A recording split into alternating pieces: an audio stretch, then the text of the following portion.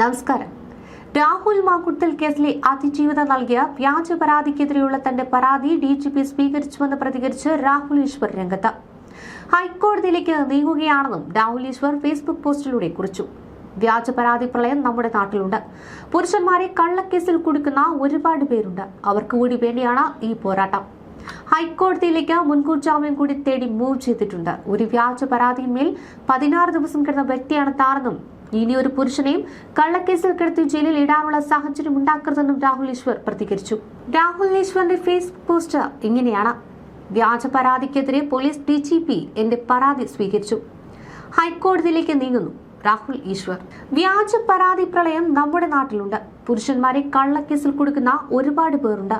അവർക്ക് കൂടി വേണ്ടിയാണ് ഈ പോരാട്ടം. ഹൈക്കോടതിയിലേക്ക് മുൻകൂർ ജാമ്യം കൂടി തേടി മൂവ് ചെയ്തിട്ടുണ്ട്. 16 ദിവസം ജയിലിൽ.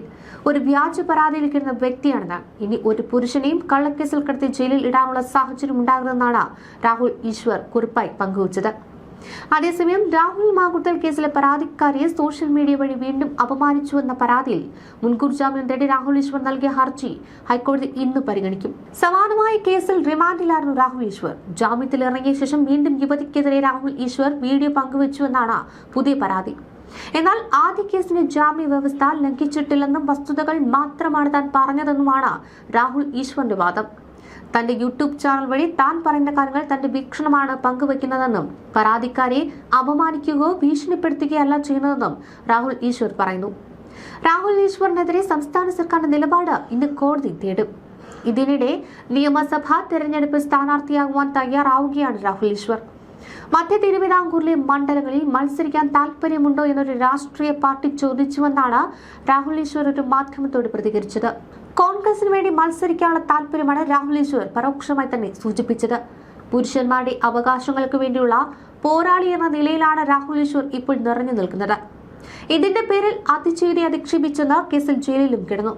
കോൺഗ്രസ് രാഷ്ട്രീയത്തോട് അടുക്കുന്ന രാഹുൽ ഈശ്വർ നിയമസഭാ തെരഞ്ഞെടുപ്പിൽ മത്സരിക്കാനുള്ള താല്പര്യമാണ് പരസ്യമാക്കുന്നത്.